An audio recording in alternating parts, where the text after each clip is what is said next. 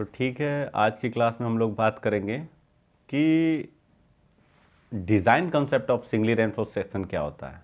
Design concept of singly reinforce section, अब ये होता क्या है और इसका फ़ायदा क्या होता है ये देखिए। इसमें ये होता है ना कि जैसे हम लोग जब डिज़ाइन करते हैं, या इसका अर्थ ये है कि किसी ज्ञात बल के कारण, ज्ञात बल मतलब जो बल हमको पता हो, किसी ज्ञात बल के कारण, ठीक है, धरन में उत्पन्न अधिकतम नमन आघूर्ण। मतलब जैसे हमने कोई ज्ञात बल लगाया और ज्ञात बल लगाने के बाद उसके अंदर कुछ ना कुछ नमन आएगा, तो नमन जो भी आएगा, और नमन कौन सा, अधिकतम नमन जो आएगा, मैक्सिमम बेंडिंग जो आएगा, ठीक है, तो मैक्सिमम बेंडिंग जो आएगा वो उसको सफलतापूर्वक वहन करे, उसको सफलतापूर्वक वहन करे, इसके लिए डिज़ाइन करते हैं। मतलब ये है कि किसी बीम पर अगर कोई बल लग रहा है तो उस बल के कारण जो उत्पन्न बेंडिंग मोमेंट है उसको सहने योग्य हम लोग बीम को बनाते हैं ताकि सफलतापूर्वक उसको सहन कर ले, और इसी प्रोसेस को हम लोग बोलते हैं डिज़ाइन ऑफ रेनफोर्समेंट सेक्शन। ठीक है, तो डिज़ाइन का मतलब, मेन मतलब होता है कि कोई बल लगा और उस बल को क्या किया, बीम ने आसानी से सहन कर लिया, ठीक है, बेंडिंग में उसको सहन कर लिया, ठीक है। और हम लोग इसी के अनुसार या उसी डिज़ाइन के अनुसार हम लोग ज्ञात करते हैं बीम की चौड़ाई, बीम की गहराई, इफेक्टिव डेप्थ, ठीक है, यानी कि हम लोग विड्थ ज्ञात करते हैं, चौड़ाई ज्ञात करते हैं, गहराई यानी कि डेप्थ ज्ञात करते हैं, उसके बाद इस्पात की मात्रा भी उसी से ज्ञात करते हैं। तो ये तीन चीज़ ही होती है जो बदलती हैं। एक तो आपका हो गया क्या, चौड़ाई, एक हो गया गहराई, इफेक्टिव या कोई सी भी गहराई, ठीक है, और क्या हो गया एक दूसरा हो गया आपका एक इस्पात की मात्रा, ठीक है। तो यही होता है आपका मेन डिज़ाइन कंसेप्ट। क्लियर। फिर क्या होता है, आप लोग जानते हो कि जो संतुलित काट होती है या जो संतुलित सेक्शन होता है, ठीक है, तो संतुलित सेक्शन में कंक्रीट के प्रतिबल और इस्पात के प्रतिबल, मतलब दोनों के अनुगय प्रतिबल साथ उत्पन्न होते हैं, मतलब एक साथ उत्पन्न होते हैं, ठीक है। इसका मतलब क्या है, इसका मतलब ये है कि वो सेक्शन एक ऐसा सेक्शन है, यानी कि संतुलित सेक्शन एक ऐसा सेक्शन है जो क्या करेगा, डिज़ाइन के कॉन्सेप्ट को मैक्सिमम, मतलब मैक्सिमम परसेंटेज तक क्या करेगा, एफिशिएंसी देगा, उसको मैक्सिमम परसेंटेज तक मतलब क्या करेगा, मतलब हमें सहायता करेगा, या समझ लीजिए वो संतुलित रहेगा, ठीक है, हेल्पफुल हम लोगों को रहेगा। क्यों, क्योंकि वो संतुलित काट है, और संतुलित काट डिज़ाइन कॉन्सेप्ट को बहुत अच्छे से फॉलो करती है। क्लियर। उसके बाद क्या आती है, उसके बाद आपको यही बात बस मेन समझनी है कि हम लोग जब भी डिज़ाइन कॉन्सेप्ट निकालेंगे तो हम लोग संतुलित पे निकालेंगे। किस पे निकालेंगे, संतुलित पे। हम लोग संतुलित मान के सॉल्व करेंगे, क्योंकि संतुलित हमारे लिए बहुत क्या है, लाभदायक, क्योंकि संतुलित से ही आपका जो बीम है, जो सेक्शन है, वो क्या करता है, आपके डिज़ाइन कॉन्सेप्ट को सही से शो करता है। क्लियर। और हमको पता है कि मान लो कि कोई संतुलित काट है, तो अगर कोई संतुलित काट है मतलब आपका बैलेंस सेक्शन है, तो बैलेंस सेक्शन के लिए मैं पहले आपको सॉल्व करा चुका हूँ। तो अगर कोई बैलेंस सेक्शन है तो बैलेंस सेक्शन के लिए बताइए मूवमेंट ऑफ रेसिस्टेंट क्या होगा, तो मैंने कल भी बताया था। तो बैलेंस सेक्शन के लिए मूवमेंट ऑफ रेसिस्टेंट यानी कि हम लोग बोलते हैं एम आर। क्लियर। तो एम आर बराबर क्या होगा, आपको मैंने बताया था कल भी, मतलब लास्ट क्लास में मैंने आपको निकलवाया है। तो वो क्या होगा, वो होगा आपका आर, मतलब कैपिटल आर। कैपिटल आर बराबर आप जानते हो कैपिटल आर बराबर क्या होता है, ठीक है। और क्या होता है उसके बाद था डी, ठीक है, उसके बाद क्या था बी, सॉरी यहाँ पर बी है, ये चीज़ एक मिनट, यहाँ पे है बी डी, और ये क्या था, स्क्वायर। क्लियर। मतलब moment of resistant is equal to हो गया आर बी डी स्क्वायर।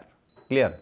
अब इसमें सबसे बड़ी बात क्या है, सबसे बड़ी बात यह है कि हमको पता था कि आर बराबर क्या है, ये वाला जो आर है, ठीक है, इस वाले आर की बात कर रहे हैं हम, ये तो मोमेंट ऑफ रेसिस्टेंट हो गया, ठीक है। तो मोमेंट ऑफ रेसिस्टेंट को हम लोग एम बेस आर से भी लिखते हैं, ये भी आप लोग ध्यान रखिएगा, ठीक है। तो ये हो जाएगा आपका। क्लियर। तो हम लोग बात कर रहे हैं किसकी, ये तो ये वाला आर बराबर क्या होता है, ये वाला आर बराबर आपको पता है, ये वाला आर बराबर होता है 1/2 सिग्मा सी बी सी, ठीक है, डॉट जे डॉट के। क्लियर। और आपको जे बराबर भी पता है कि जे बराबर क्या होता है, आपको पता है कि जे बराबर होता है क्या, जे बराबर होता है कि 1 माइनस क्या, K/3, ठीक है। तो हमको के बराबर भी पता है, के बराबर क्या होता है, के बराबर होता है क्या, के बराबर होता है M sigma C B C upon sigma S T plus sigma C B C dot M. Clear, ये बराबर क्या होता है के, इतना बराबर के होता है। क्लियर, ये हो गया। तो इससे आपको एक बात समझ में आएगी क्या अगर हमें किसका मान मालूम हो, देखो यहाँ पे ध्यान दो, पहले के, हमें के का मान मालूम होना चाहिए। तो के के मान में मालूम है, मतलब अगर के में हमें एम ज्ञात हो, सिग्मा सी बी सी ज्ञात हो और सिग्मा एस टी ज्ञात हो, देखो ये ज्ञात हो, ये ज्ञात हो, ये ज्ञात हो, ये ज्ञात हो, ये ज्ञात हो, तो आपको पता है कि अगर ये हमें ज्ञात हो, ये हमें पता हो, तो हम लोग किसका मान निकाल सकते हैं, के का। और आपको भली बात ही पता है कि ये भी एक कांस्टेंट है, ये भी एक कांस्टेंट है, ये भी एक कांस्टेंट का मतलब ये हमारे ग्रेड से मिलते हैं। कहाँ से मिलते हैं हमको, ग्रेड से, हमको पहले से पता होता है। क्लियर, तो जब हमको इनके बारे में पहले से पता चला जाए, भाई आपको पता सिग्मा एस टी कैसे लेंगे, ये भी ग्रेड से लेंगे, सिग्मा सी बी सी ये भी कंक्रीट के ग्रेड से लेंगे, और ये तो आपको पता ही है, ये तो 280/3 सिग्मा सी बी सी से निकलता है। क्लियर, ये आपको पता है, ये चीज़ ये भी निकल जाएगा। तो ये आपको जब ये पता चल जाएगा, तो ये निकलने के बाद आपको के का मान पता चल जाएगा। अगर आपको के का मान पता चल गया तो आपको जे का मान पता चल जाएगा। क्यों, क्योंकि आपको जे बराबर है 1 - k/3, क्योंकि के का मान यहाँ रखेंगे, जे का मान आ जाएगा। जैसे आपको के और जे का मान मालूम चलेगा, तो के और जे का मान, तो के और जे का मान यहाँ पे रख देंगे, और सिग्मा सी बी सी का मान मालूम ही है, तो हमको किसका मान पता चल जाएगा, आर का। तो आर का मान जैसे पता चल जाएगा तो आप यहाँ पे रख देंगे। ठीक है, तो ये बचा क्या, बी और डी। ठीक है, क्या बचा, बी और डी। तो इसका मतलब आपको एक बात समझ में आ जानी चाहिए कि हमारे लिए इंपॉर्टेंट है बी तथा डी। क्लियर, ये चीज़ हो गया। अब आपको एक बात बताते हैं, तो इतना फंडा हो गया, ये चीज़ क्लियर। आगे चलते हैं, अगला फंडा क्या है, अगला फंडा ये है कि मोमेंट ऑफ रेसिस्टेंट जो होता है, ठीक है, मोमेंट ऑफ रेसिस्टेंट जो होता है, ये मोमेंट ऑफ रेसिस्टेंट, ठीक है, या प्रतिरोधी गुण, ठीक है, प्रतिरोधी आघूर्ण। ये प्रतिरोधी जो आघूर्ण होता है, ठीक है, जो बीम के ऊपर अधिकतम, बीम के ऊपर या किसी सेक्शन के ऊपर जो अधिकतम बेंडिंग मोमेंट काम कर रहा होता है, ठीक है, जो अधिकतम बेंडिंग मोमेंट काम कर रहा होता है, उसके बराबर होता है। मोमेंट ऑफ रेसिस्टेंट बराबर होता है बीम पर काम कर रहे अधिकतम बेंडिंग मोमेंट के बराबर।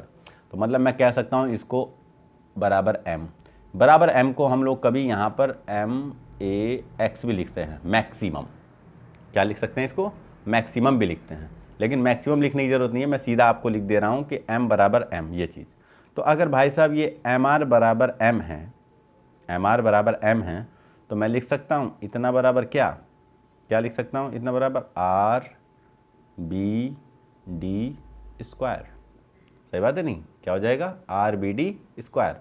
तो चाहे एम आर बराबर लिखो और चाहे एम बराबर लिखो, तो उसका मान भी क्या होगा, आर बी डी स्क्वायर।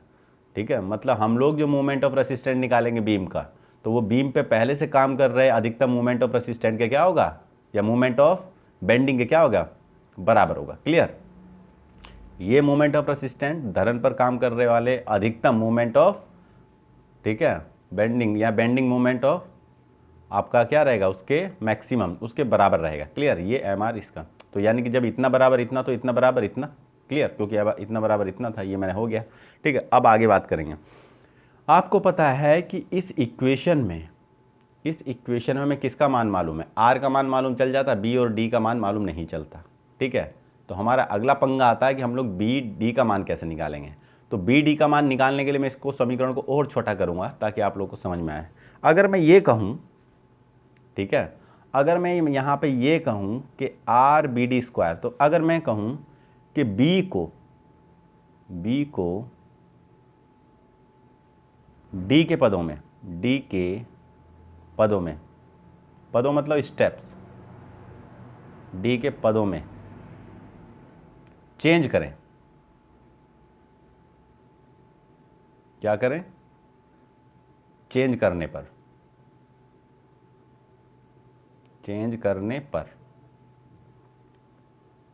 ये चीज़, बी को डी के पदों में चेंज करने पर, तो हमको पता तो होना चाहिए कि बी को डी के पदों को चेंज कैसे करेंगे। क्लियर, तो ये मैं भी आपको बता देता हूं कि बी को डी के पदों में कैसे चेंज करेंगे।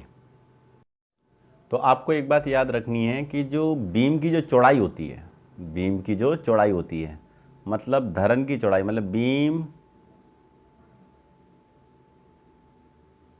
की क्या, बीम की चौड़ाई। क्लियर। बीम की जो चौड़ाई होती है, ठीक है, वो बीम की गहराई यानी कि डेप्थ, यानी कि डेप्थ गहराई, वो भी डेप्थ कौन सी, ये भी याद रखना है आपको, इफेक्टिव। कौन सी भाई, इफेक्टिव, इसलिए लिख दे रहा हूं मैं इसको, कौन सी होगी, इफेक्टिव, इफेक्टिव। क्लियर। मतलब इफेक्टिव डेप्थ के, ठीक है, डेप्थ की कितनी होती है, मतलब ये होती है आपकी 1/2 से 1/4 तक। क्लियर। मतलब मैं कह सकता हूं कि b बराबर यहां पर हो सकता है, b बराबर क्या हो सकता है यहां पर, d/2 से क्या, d/4 तक। क्लियर। ये चीज़ इतना हो गया, तो मैं d का मान इतना रख सकता हूँ। क्लियर। d/4 से इतना तक रख सकता हूँ। अगर मैं d का मान उतना रख सकता हूँ तो आगे देखिए आगे क्या होगा। तो अब मैं फिर से निकाल, ये चीज़ आपको याद रखना है बस। तो मान लो इनमें से हम कोई एक लेंगे, तो मान लो कि मैंने कितना ले लिया, d/2, तो मैं ले लेता हूँ, ज़रा ध्यान दीजिए। ठीक है, कैसे, हम लोग जानते हैं कि यहाँ पर ये जो वैल्यू है आपकी, ठीक है, ये इतना, ठीक है, हम इसको किसी और पदों में भी लिख सकते हैं। तो मैं क्या लिख सकता हूँ, ज़रा ध्यान देंगे, मैं ये बोल सकता हूँ कि ये वैल्यू अल्फ़ा है। क्या बोल सकता हूँ मैं, ये वैल्यू अल्फ़ा। क्लियर। तो कैसे, ज़रा ध्यान देंगे, यहाँ पे मैं इसको लिख सकता हूँ एक तरीके से कि अल्फ़ा बराबर 1/2, क्लियर, से अल्फ़ा बराबर 1/2 से 1/4। क्लियर। तो मैं इसको लिख सकता हूँ क्या, b बराबर अल्फ़ा d। क्या लिख सकता हूँ, b बराबर अल्फ़ा d, ये आपको याद रखना है। तो b बराबर क्या रख दिया, अल्फ़ा d। तो अब देखो इसको और आगे सॉल्व कर लेते हैं। आगे कैसे सॉल्व होगा, ज़रा ध्यान दो। आगे सॉल्व होगा, आगे सॉल्व ऐसे होगा कि मैं यहाँ पे अब क्या करूँगा, इसको लिखता हूँ क्या, m बराबर क्या होता है, m बराबर होता है, या mr भी लिख सकते हो, m मैं लिख रहा हूँ फिलहाल क्योंकि मैंने mr बराबर m लिख लिया। तो m बराबर मैं लिख सकता हूँ b, सॉरी शुरू से लिखते हैं, r b d square. Clear, इतना हो गया। अब बताओ इसकी जगह क्या लिख सकते हैं, मैं इसकी जगह लिख सकता हूँ फिर से r, ठीक है, b की जगह क्या लिख सकता हूँ, अल्फ़ा d। देखते रहिएगा, मैंने क्या लिखा, b की जगह क्या लिखा, b की जगह मैंने लिखा r अल्फ़ा, क्योंकि b बराबर r, सॉरी b बराबर मैंने लिखा r, ये जो आपका है ये r है ना, ठीक है। तो b बराबर मैंने पहले से लिख रखा अल्फ़ा d। तो b बराबर अल्फ़ा d है, तो b की जगह रख देंगे अल्फ़ा d डॉट, मतलब इनटू, ठीक है, यहाँ पर क्या होगा, d स्क्वायर। क्लियर। अगर मैं फिर से बात करूँ तो फिर से क्या लिख सकता हूँ इसको, मैं फिर से लिख सकता हूँ r alpha d Q. Clear, r alpha d Q, इतना हो गया, क्योंकि आपको पता है कि एक d एक ये 3d हो जाएगा। अब आगे क्या करेंगे, आगे देखिए, अब आगे मैं इसको और शॉर्ट बना लूँगा। तो मुझे क्या चाहिए, देखो आप ज़रा ध्यान दो कि हमें ये भी पता होता है, हमें ये भी पता होता है, मतलब मैं बता दूँ कि m बराबर आपको r मालूम होता है, आपको अल्फ़ा मालूम होता है, आपको क्या नहीं मालूम होता है भाई, d। तो d को निकालने के लिए क्या करेंगे, सीधी सी बात, मैं लिख सकता हूँ d को निकालने के लिए कि d क्यूब बराबर m/r अल्फ़ा। क्लियर। क्या लिख सकता हूँ, m/r अल्फ़ा। तो d बराबर केवल क्या हो जाएगा, ठीक है, इसका घनमूल निकाल लेंगे, तो ये हो जाएगा m/r अल्फ़ा, ठीक, ये हो जाएगा m बराबर r अल्फ़ा की पावर 1/3 होगा नहीं होगा, इधर की पावर इधर जाएगी तो आपका वर्गमूल में जाएगी ना, तो 1/3 तो ये हो गया। तो ये इक्वेशन एक आपकी मिल गई यहाँ पर, अगर आपको डी की वैल्यू निकालनी हो। किसकी वैल्यू निकालनी हो? डी की। तो डी की वैल्यू निकालने के लिए यहाँ से निकल जाएगा, और जब हमें डी की वैल्यू मिल जाएगी तो हम लोग क्या करेंगे, हम लोग जानते थे, मैं और लिख दे रहा हूँ यहाँ पर, हम लोग जानते थे कि डी बराबर ये वैल्यू मिल जाएगी, तो हम लोग जान रहे थे कि बी बराबर होता है अल्फ़ा डी। क्लियर? तो डी की वैल्यू हमें मिल जाएगी, तो हम लोग यहाँ से किसकी वैल्यू निकाल लेंगे? बी की। तो हमारी बी की वैल्यू जो भी आएगी यहाँ पर हम लोगों को क्या हो जाएगी? ज्ञात हो जाएगी। क्लियर? तो बी की वैल्यू ऐसे निकाल लेंगे। तो हमको यही तो दो वैल्यू चाहिए थी, बी और डी। क्लियर? ये हो गया। तो अल्फ़ा बराबर बस आपको याद रखना है, अल्फ़ा बराबर होता है 1/2 से 1/4। किसका? गहराई का। किसका? गहराई का। ये बस आपको याद रखना है। क्लियर? तो ये वाला कॉन्सेप्ट आपका हो गया।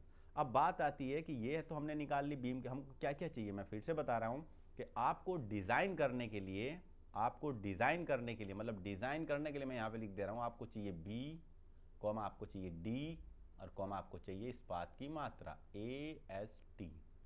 क्लियर? तो डिज़ाइन करने के लिए आपको बी चाहिए, डी चाहिए और AST। अगर ये हमको मालूम चल जाए, मतलब समझ लो इस्पात का पूरा, सारी विमाएँ हमको मालूम चल गई इस्पात की। क्लियर? तो ये तीन चीज़ हमको पता होनी चाहिए। तो हम क्या क्या निकाल लिए? हम लोग बी निकाल लिया, हम लोग डी निकाले। अब क्या निकालेंगे? ये निकालेंगे। ठीक है? तो लास्ट इक्वेशन में आपको याद होगा, मैंने लास्ट इक्वेशन में आपको बताया था कि इस्पात की मात्रा कैसे ज्ञात करते हैं। तो आपको बताया एम आर बराबर एम।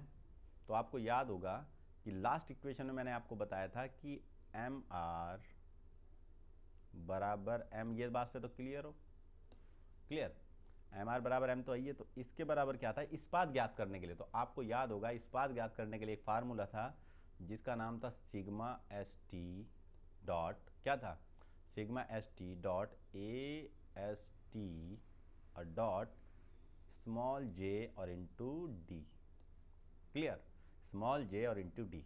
लेकिन हमको क्या, किसका मान चाहिए? आपको मालूम है हमको चाहिए इस्पात का मात्र। तो मैं लिख सकता हूँ, और एम बराबर इतना है ये मानिए, तो मैं यहाँ पर लिख सकता हूँ कि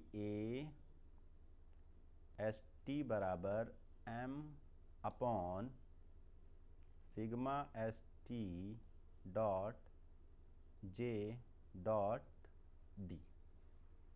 यहाँ से किसकी मात्रा निकल जाएगी? इस्पात की मात्रा। क्लियर? तो यहाँ से निकल जाएगी इस्पात की मात्रा। क्लियर हो गया? तो ये था आपका, बस आपको ये याद रखना है कि एक चीज़ आपको मैंने नहीं, देखो एक चीज़ तो मैंने नहीं, एम आर बराबर आपको एम बताया, ये मैं पहले बता चुका हूँ। तो एक चीज़ आपको ये पता चली। दूसरा आपको ये चीज़ पता चला कि क्या होता है ये। क्लियर? यानी कि ये। क्लियर? और फिर आपको मैंने बताया कि जो आपका D/2 यानी कि 1/2 से 1/4 तक होता है क्या? अल्फ़ा की वैल्यू। तो B बराबर अल्फ़ा डी लिख सकते हैं। और जब B बराबर अल्फ़ा डी लिख सकते हैं, क्योंकि हमको क्या करना है, B के पदों को D में लाना है। ठीक है? तो बस हम लोग यहीं पे इसका मान रख देंगे, और रखने के बाद हमारे पास आ जाएगा DQ/m R अल्फ़ा। ठीक है? और यहाँ पर आ जाएगा D बराबर m/R अल्फ़ा की पावर 1/3। क्लियर? और हमें जब यहाँ पे किसका मान मिल जाएगा? डी का मान। तो डी का मान मालूम चल जाएगा, तो अल्फा का मान पहले से मालूम, तो डी इंटू अल्फा रख के बी का मान निकाल लेंगे। तो ये हो गया आपका बी इंटू डी की वैल्यू, बी और डी की वैल्यू। अब किसकी वैल्यू? AST की वैल्यू निकालने के लिए हमें इस्पात वाला मोमेंट ऑफ रेसिस्टेंट लगाना पड़ेगा। तो इस्पात वाला मोमेंट ऑफ एम आर बराबर होता है sigma ST AST into J into D. ठीक है? और एम आर बराबर होता है एम, तो एम बराबर भी लिख सकते हैं। तो AST बराबर हो जाएगा M upon sigma ST upon क्या? M upon sigma ST into J into D. Clear? तो एक इक्वेशन आपका ये हो गया, एक ये हो गया। तो ये थोड़ा सा आपको याद रखना, हालांकि मैं पहले बता चुका हूँ, लेकिन बस थोड़ा सा मैंने इसको डिस्क्राइब कर दिया। क्लियर? तो ये बात होगी। अब आगे बात करेंगे, मैं अगले टॉपिक की बात करता हूँ। ठीक है? उस टॉपिक पे ध्यान दीजिएगा। ठीक? तो उस टॉपिक को मैं अभी देने वाला हूँ डिज़ाइन कॉन्सेप्ट में, क्योंकि वो आपको पता होना चाहिए कि डिज़ाइन कॉन्सेप्ट कौन कौन से हैं। तो आप उसको पढ़ लीजिएगा, मैं उसकी फ़ोटो इसके लास्ट में लगा दूँगा, आप उसको ध्यान से पढ़िएगा कि उसमें क्या क्या है। उसके बाद हम लोग सवाल लगाएंगे, न्यूमेरिकल लगाएंगे। ठीक है? तो आपको ये ध्यान देना है कि मैं जो भी उसके टर्म्स एंड कंडीशन है उसको लगा दूँ। आप पढ़ोगे तो आपको याद हो जाएगा, क्योंकि मैं सारा सॉल्व आपको करा चुका हूँ। आप जब उस कॉन्सेप्ट को पढ़ोगे तो आपको पूरा समझ में आएगा। क्लियर? तो इसके लास्ट में वो मैं लगा रहा हूँ, तो आप वीडियो को अंत तक देखिए ताकि आपको लास्ट की बात भी समझ में आए। क्लियर? ठीक है? ओके। तो ठीक है, आप लोगों को इसी पे ध्यान देना है। जैसे नंबर 1 चरण, number 2, number 3, number 4, number 5, number 5 चरण को पढ़ लीजिए। इससे आप लोगों को समझ में आ जाएगा कि क्या स्टेप्स है।